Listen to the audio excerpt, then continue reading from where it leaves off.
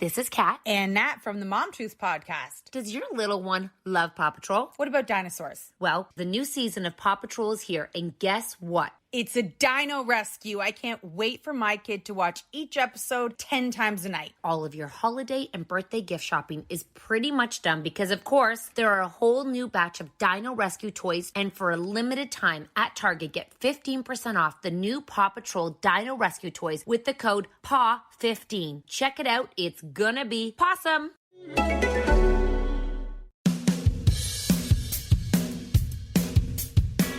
Welcome to Separate Bathrooms and other handy marriage tips. We are discussing my favourite subject, which is our children. Oh, no, you're also my favourite subject, but we talk about you a lot. No, I talk about me a lot. Look, we're going to talk about some of the ways we've learnt through trial and a lot of error, how we navigated the younger years with our 3 kids, and also, most importantly, right now, the teenage years, which is what we get a lot of questions about. Yeah, but I mean, it's a lot to cover, isn't it? Especially as though we've got 3 kids and they are spaced out. I mean, they're not spaced out, but their age range is spaced out. Right. Just needed to clarify that one. But having a spaced out age range gave us time with each one of them to learn the best way to parent them. Of course, each of our children is unique in their own personality traits and the ways that they go about doing things. We received a question from Paris C asking, how do we stay connected to our children, especially through the teen years? Yeah, and I mean, we are certainly still navigating that with our 13-year-old daughter who's just entered that, and our 19-year-old son who is still in it, but hopefully leaving that far behind. Yeah, he's 19. Bo's is 13.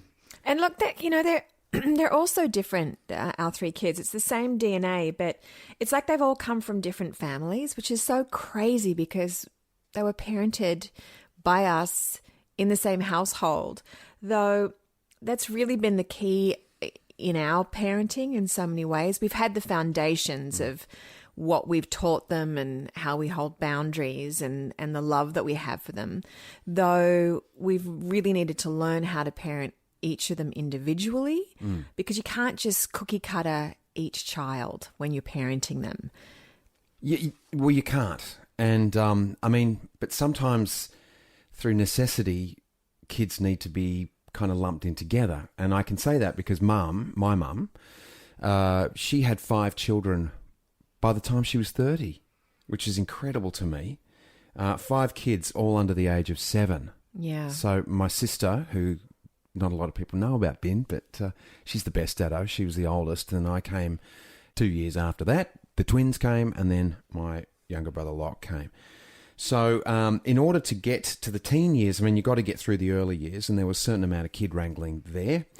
And way we did it, the way Mum sort of organised us, was to schedule things. So we had jobs to do. We feed the dog, tidy the kitchen, mow the lawns. It was all set up on a sheet in the kitchen. And it was all written down on the board. So we had that to do. And then Mum also had us colour coordinated. Wow. And by that I mean I wore blue. Yep. Andrew wore blue because he got my hand-me-downs. Jamie... Well, isn't that confusing? Well, that yeah. you've got 2 in blue. Yeah, but he might have had some brown as well. Jamie, his Right. identical Different twin, was shade of brown. blue. Yeah, exactly. I had the dark, he had the light. Yeah. Judd was brown, and then Lockie was blue and brown because he got the hand-me-downs of all that stuff. So But how did that help your mum? Like, you're all... I don't understand why they had to... she'd just go into Myers and buy go to the brown section, go to the blue section. And that was about it. Every now and again, she would make us a pair of boardies. Mum made the greatest board shorts. Oh, sweet. So, yeah. She handled a lot in those years. Well, something that I think about for our family that's been just a massive cornerstone that we've never compromised on is having dinner together most nights. Obviously, things have changed because we have a 23-year-old and a 19-year-old and they're out with friends and whatnot. Though most nights, everyone knows that dinner is on the table and we sit, there are no phones allowed, and we chat. And sometimes we get a lot out of them, sometimes we get nothing, but at least we're all at the one spot at the one time having a chat, which I think is hugely important to keep connected to your kids as they get older. Of course, those kids do still argue about who's feeding the dogs and who's washing up and who's drying. I have a solution for that. That's the schedule on the wall. Scheduling. How do you think the 23-year-old would take to a scheduling on the wall? Well, I'd say, honey, if you live in this house, that's the rule. Oh, boy, that'd go down so well. Yeah, you'd think by now they would have sorted it out. I mean, it's been every night for years now, the fighting about who does what and who does where. And I think they have just as much fun doing that as they do maybe anything else. One thing also, talking about sitting down for dinner and how lovely that continues to be. It's one of my favourite parts of the day. When they were little, we used to do a thing called special plate. Do you remember special plate? I do. Yeah, and it was just this really beautiful night that we would, as simple as it sounds, we had one plate that was different from all the rest. It was the one without the crack in it. We would put the special plate down in front of the child, or sometimes the husband, sometimes the wife. Yeah, you got a special plate. Who'd had a rough day, who needed a little bit of extra love and tenderness and care. And we would put it down in front of that person, and we would go around when we were eating, we'd go around and we'd say what we appreciated and what we were grateful for and what we loved about that person. And we did it, every so often, and it wasn't a lot, but we did it in those moments when we knew someone needed a bit of cheering up or something. And special plate worked a treat. It did. And so did going out too. Going out worked well. Now, we went through a difficult time in the early 2000s.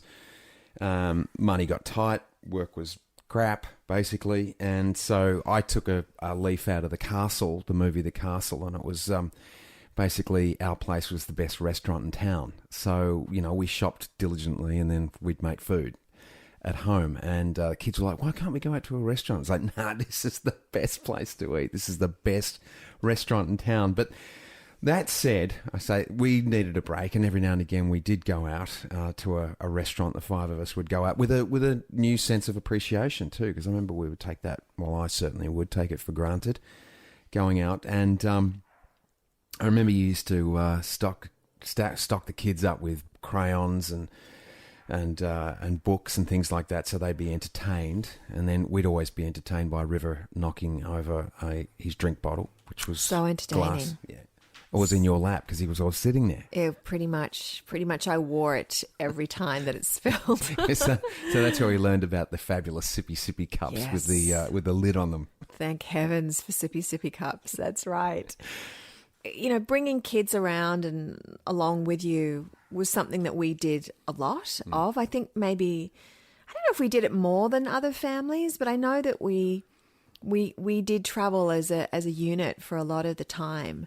And Lotus, our eldest, was talking about this the other day, saying that she has really lovely memories of going to parties with us when, and then when it would get to sort of her bedtime and either she and Riv or, because when they were much little, we'd make little nests for them somewhere with pillows and blankets, and they would just fall asleep to the sound of the party going on, and their mum and dad there and their older friends there laughing away. And it was this lovely feeling of being included, but still feeling secure in where they were. So I love that she has that memory. And obviously, as they've gotten older, the nest was, you couldn't do that at parties.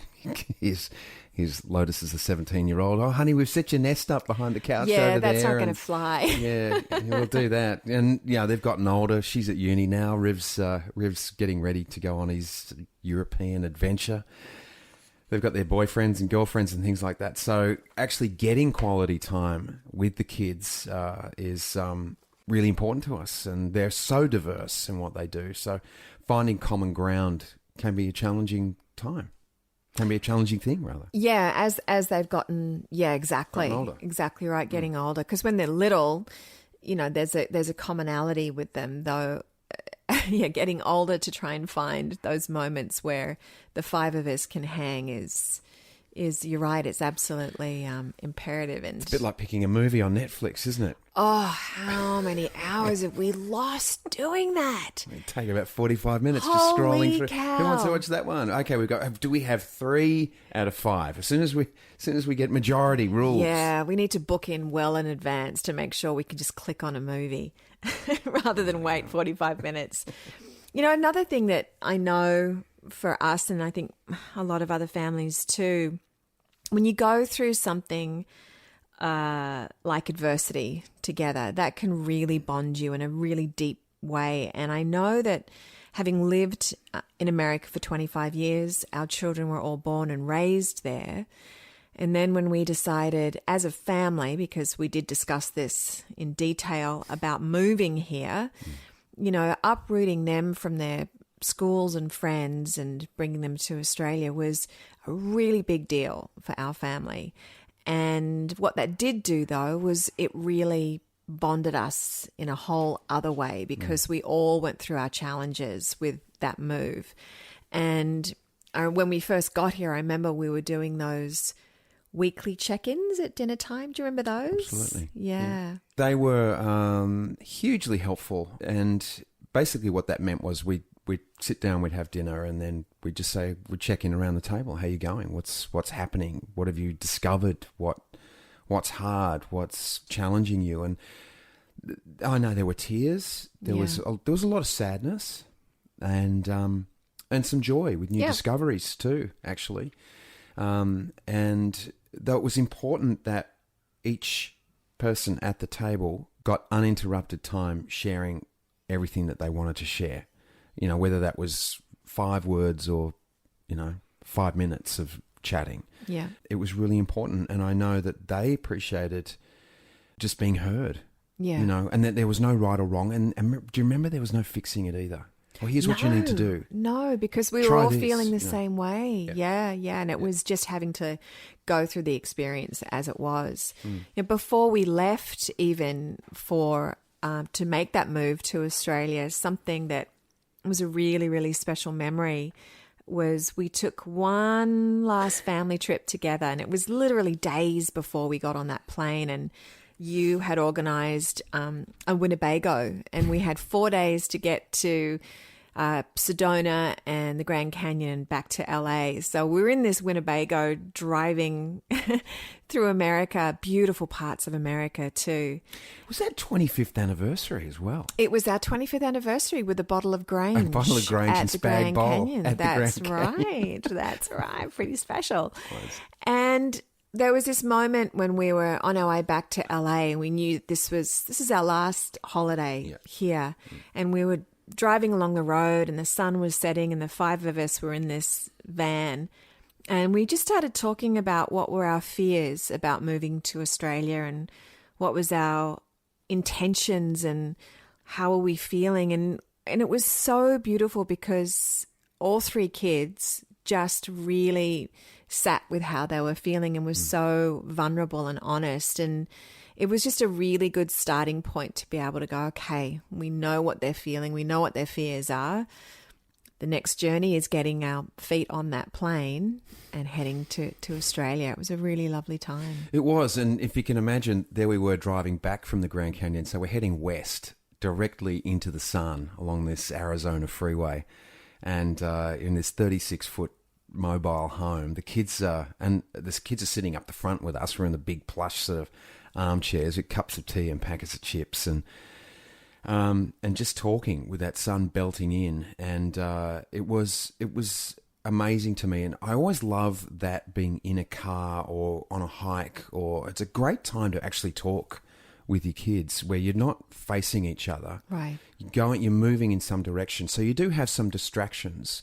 It's not as intense. It's a great place to get into a chat, and you've got the music going as well, and so there are little distractions when it gets a little tough or not, and that was truly a great experience.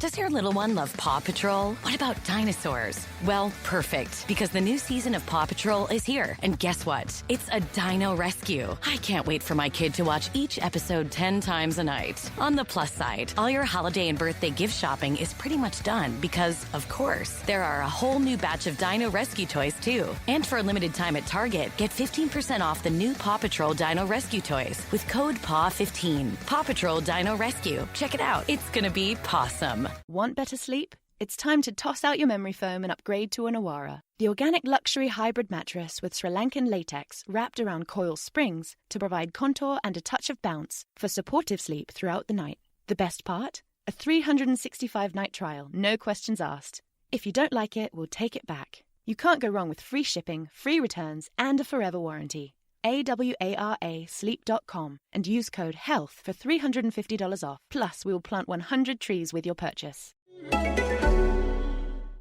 What do you think doesn't work with teenagers? What do you think of, in your experience, has not worked with our kids that you've attempted? Oh, well, I mean, I look at my experience as a teenager and as a dad with teenagers, and I think that unsolicited advice never goes down well. I remember when I used to get advice, sometimes depended on who gave it and how it was given. If it was given in a sort of directive going, this is what you got to do, I'd be like, I'll do my own thing. And I remember with Riv, and the girls, I feel like me giving them advice, telling them how I think it should go, it just never works really well. And then I remember back as a teenager, I remember thinking, that person's older, they're not in my life. They don't actually understand what I'm going through, forgetting that person only 20 years beforehand went through it themselves. Yeah. Most teenagers, I think they're smarter than we are, and in many ways they are. That we don't know what's going on in their world, and I don't know the nuances of a lot of technology that they're completely au fait with these days. Yeah. And they have to find... That's part of being a teenager. They're looking to find themselves. Right. Larry Moss, who I worked with doing Holding the Man in Los Angeles, he's a director, he's a great acting coach, comes out to Australia. He would talk about that teenagers need to divorce their parents. It's very important. It's sort of like a spiritual divorce where they have to actually separate from them. And sometimes it can be a really rough time where the kid's just doing things just to piss the parent off, just so that they can find their own way. And I think that's the case. I actually think I went through that myself. It's kind of like that analogy I know we've heard before, where the parents are really the walls of the corridor.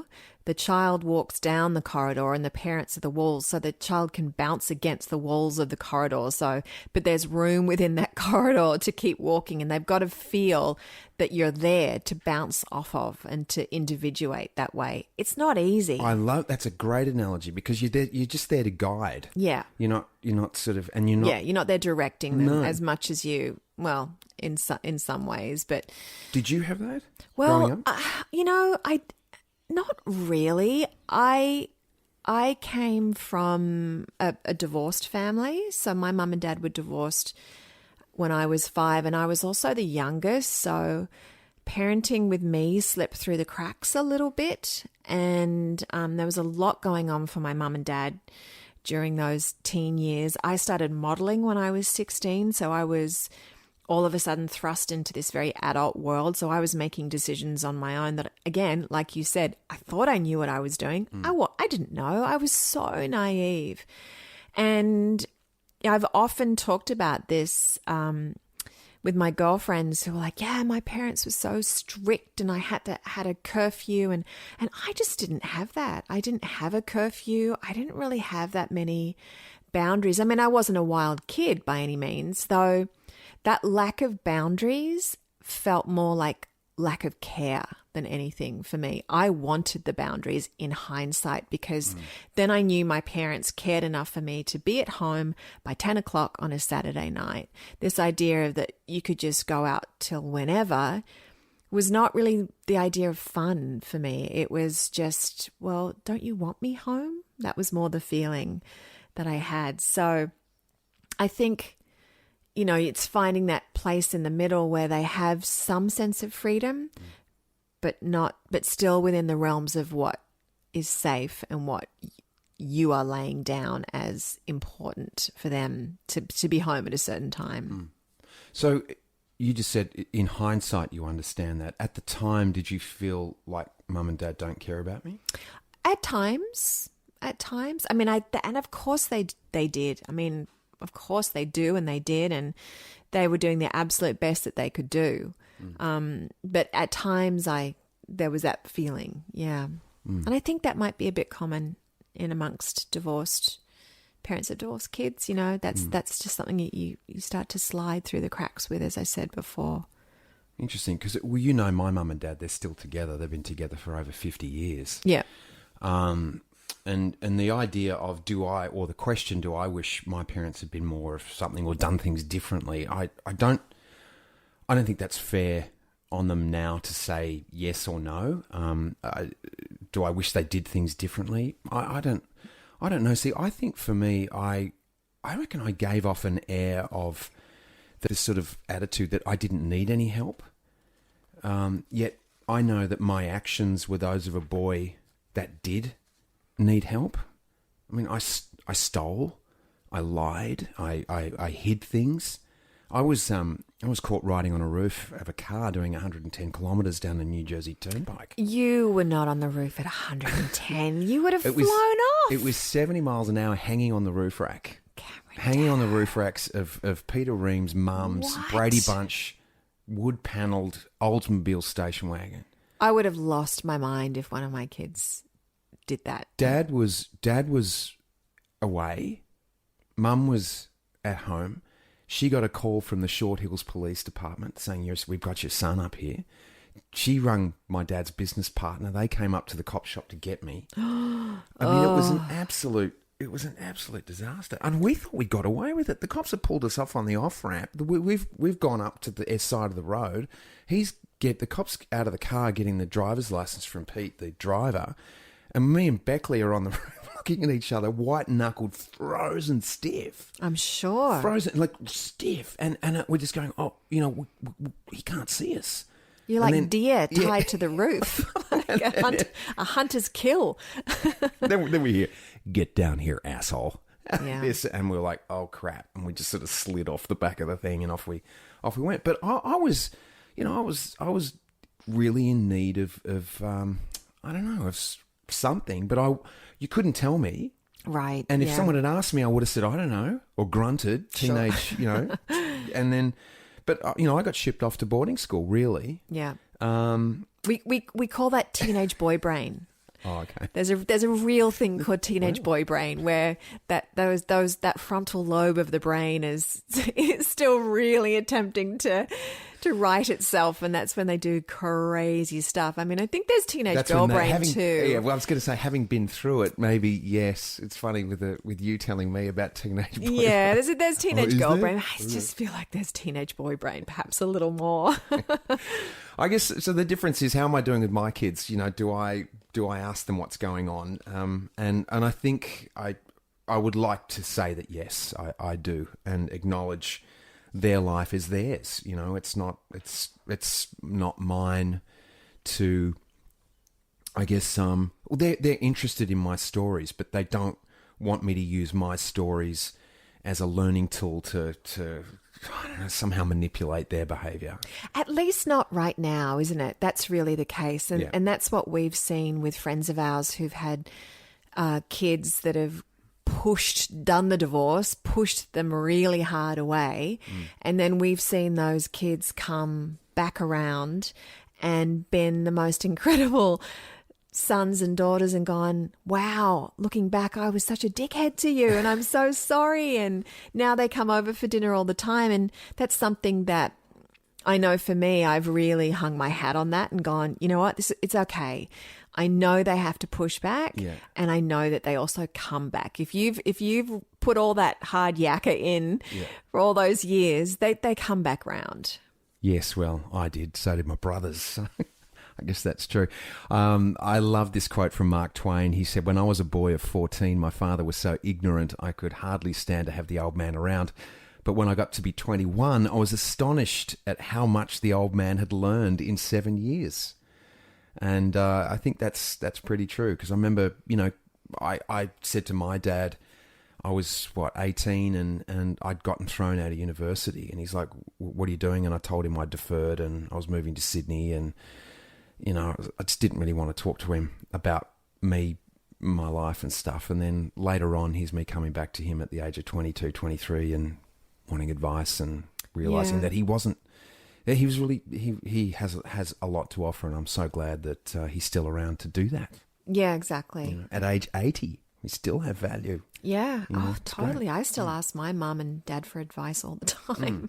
Yeah, with the wealth of knowledge that they have. What's your best piece of advice for someone who is struggling with their teen at the moment? What would you say would be the best piece of advice? Gosh, that's a good one. Well, I've been guilty of yelling at the kids. And it's usually when I get frustrated, I feel like I'm not being listened to, or I want to make a point, I yell. And I remember that time, oh gosh, I don't know, it was a number of years ago. Obviously it was in LA, and you guys called an intervention. And this family intervention in the living room, and the kids all had a session, a time to talk to me and tell me what they weren't happy about. And it was basically that I was a yelly dad. Yeah. And, that just knocked me sideways. Yeah, you can imagine having a 5-year-old daughter saying, "You yell at me, Daddy." And it's like, do I? And that was her perspective. Mm-hmm. So advice, soft words sink in. They go in, yelling hard words, yelling words. They just bounce off. We shut down. I think we all do that. I was going to say, like, if someone yells at me, I'm 49. If someone yells at me, that's very difficult to let that advice in. But if someone quietly tells me that advice, then I'm much more likely to listen. So, and our kids are so sensitive. All kids are sensitive, So being yelled at, and particularly constantly, never ever assists anything, is it, if you're trying to get a point across? And one of the best, it's actually a quote as well. I don't know whose quote it is, but I love it so much. And it's a question, actually. Are you building a bridge to your child or a wall between your child? And I think to be able to think of that every time you go to take an action or you go to speak to them, what is it are you doing? Are you building a bridge, or are you building that wall? And if you know you're in the heart of building that bridge, you're in the right place, because that's what we always want as parents. I don't think anyone wants to build a wall between your child and you. We're all looking to raise our kids the best that we can, and we're doing the best that we can. And heaven knows we've made mistakes, though always with the best intention. Yeah, well, that's the thing. Parenting, the idea of, I don't think anybody wakes up with the intention of stuffing up their kids. No. We all parents want the best for their kids, and yet sometimes, just through our training and where we are and the way, if we react or how it touches us, you make mistakes. And clearly I've made mistakes. You've made some mistakes. Yeah. Not too many, because you're ace. And... We'll talk to the kids about that later in therapy. Let's see what they say about that. Years of therapy. This was really great. Yeah, I did want to touch on screens today, but we are out of time, so we'll do that. And also the idea of parenting, how it's changed so much for this generation of parents. My great-grandparents, my grandparents, mum and dad, they grew up in a fairly similar world. Yes, they saw the airplanes and cars and things, but technology-wise, what we've come to be exposed to in the last 30 years is unprecedented. What we grew up with was four TV channels, and it was basically what's the gossip going on in our little community, in our little town. Now it's worldwide, where our kids are exposed to everything, and how that's changed for us and how we navigate that, the importance of that. Yeah, well, I mean, our eldest being 23, she was not raised with screens, and because we didn't have phones or computers when she was little, and our 13-year-old is inundated with it. We've all got a phone in the house except for her. There's 4 computers. There's 1 TV. I don't know. She's figured out my passcode. She knows how to get on mine. They're born knowing how to do it. These kids are incredible. Though I think about, there are times where she will walk into a room and the 4 of us are all on our phones, and she's there going, I've got no one to talk to. And that just is... That's unacceptable. I do not like that. Yeah. So, yeah, that's a whole other topic. Social media, putting down your phones, parenting with screens, all of that. So that's a good one to touch on for another time. Yeah, I think everything's going to. I would hope that in dealing with the difficulty and how huge all that world is to bring it all back to simple. Keep it simple, keep it kind, and follow your heart, sort of thing. So we'll talk about that another time. All right. We're done. Excellent. Well, thank you so much. Thanks for being here. Catch you next time. Bye.